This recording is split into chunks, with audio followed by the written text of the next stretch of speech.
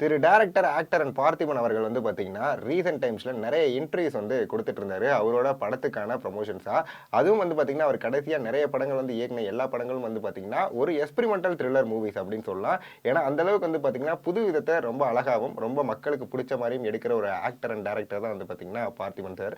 Parthiban sir வந்து பார்த்தீங்கன்னா, நேத்து ஒரு ட்வீட் வந்து போட்டிருந்தாரு. அதுவும் என்ன ட்வீட் அப்படின்னு பார்த்தீங்கன்னா, வடிவேலு அவர்களுடன் வந்து பார்த்தீங்கன்னா, நான் திரும்பி ரீயூனைட் ஆகி ஒரு படம் பண்ண போறேன் அப்படிங்கிற மாரி வந்து பார்த்தீங்கன்னா, நேத்து ஒரு ட்வீட் போட்டிருந்தாரு. அந்த ட்வீட் வந்து பார்த்தீங்கன்னா, நெறைய பேருக்கு ரொம்ப ஆச்சரியத்த குடுத்ததுன்னு சொல்லலாம். அது மட்டும் இல்லாம, இவங்க 2 பேர் காம்போல வந்த பல படங்கள் மக்களோடக்கு ரொம்ப ரொம்ப ரொம்ப புடிச்ச ஒரு படங்களா இருக்கும். எனக்குமே வந்து பார்த்தீங்கன்னா, இவங்க 2 பேர் காமெடில வந்து அந்த துபாய் காமெடி சீரிஸ்லாம் வந்து பார்த்தீங்கன்னா, எனக்கு அவ்வளவு பிடிக்கும்.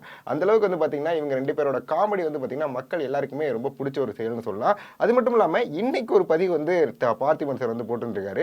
இந்த பதிவ பார்த்த உடனே வந்து பார்த்தீங்கன்னா, எனக்கு செம ஆச்சரியம். என்ன அந்த பதிவுல வந்து எழுதியிருந்தாரு அப்படின்னு பார்த்தீங்கன்னா, நேத்து இரவு வந்து பார்த்தீங்கன்னா, தாவேகா தலைவரும், அவரோட நண்பருமான விஜய் அவர்களோட அந்த உரையாடல் வந்து வச்சிருக்காரு. அந்த உரையாடல்ல என்ன பேசியிருக்காங்கன்னு பார்த்தீங்கன்னா, அரசியல் வியூகம் சம்பந்தமாவும், அதே மாரி வந்து பார்த்தீங்கன்னா, இந்த அரசியல் கட்டமைப்பு எப்படி நம்ம கொண்டு போலாம் அப்படிங்கிறதையும் வந்து பார்த்தீங்கன்னா, 2 பேரும் நீண்ட நேரமா வந்து பேசினதாகவும், சரி இவ்வளவு நேரம் நம்ம பேசிட்டோம். அத வந்து ஒரு பதிவா போடலாம் அப்படிங்கிற ஒரு ஐடியால பார்த்திபன் சார் வந்து பார்த்தீங்கன்னா, விஜய் சார் கூட ஒரு செல்ஃபி எடுக்கலாம்னு யோசிக்கும் பொழுது தான் வந்து பார்த்தீங்கன்னா, இது ஒரு கனவு அப்படிங்கிற மாரி வந்து குறிப்பிட்டிருக்காரு.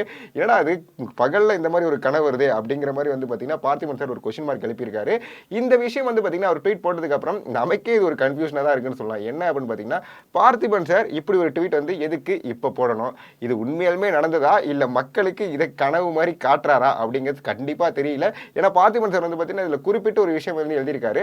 அரசியல் வியூகம் சம்பந்தமா வந்து பார்த்தீங்கன்னா, விஜய் அவர்களுடன் யோசிச்சு பேசுற மாரி ஒரு ஆலோசனை எனக்கு நடந்தது அப்படிங்கிற மாரி வந்து சொல்லியிருக்காரு. அப்படிங்கும் பொழுது கண்டிப்பா தாவேக்கால பார்த்திபன் சார் இருக்காரா? இல்ல சும்மா இது ஒரு கனவு தானா? இல்ல என்ன விளையாட்டு செய்றாரு பார்த்திபன் சார் அப்படிங்கிறது நெறைய பேருக்கு ஒரு பெரிய கன்ஃபியூஷனா இருக்கு. இப்போ வந்து பார்த்தீங்கன்னா, இப்போ 2 கேள்வி தான் என்னோட வந்து வந்துட்டு இருக்கு. ஒண்ணு வந்து பார்த்தீங்கன்னா, வடிவேல் சாரோட அடுத்த படம் வந்து பார்த்திபன் சார் பண்றாரு. அதுக்கு ஒரு மிகப்பெரிய கங்ராச்சுலேஷன். அது மட்டும் இல்லாம இப்போ விஜய் சார் கூட கூட்டணி வச்சு இவர் என்ன பண்ண போறாரு? அண்ட் விஜய் சார் கூட கட்சியில இணைய போறாரா? அப்படிங்கிற பெரிய கொஸ்டின் மார்க் இருக்கு. பார்த்திபன் சார் விஜய் சாரோட தாவேகா கட்சியில இணைஞ்சா எப்படி இருக்கும்? அப்படிங்கிறத மறக்காம நீங்க கமெண்ட் பாக்ஸ்ல கமெண்ட் பண்ணிட்டு போங்க.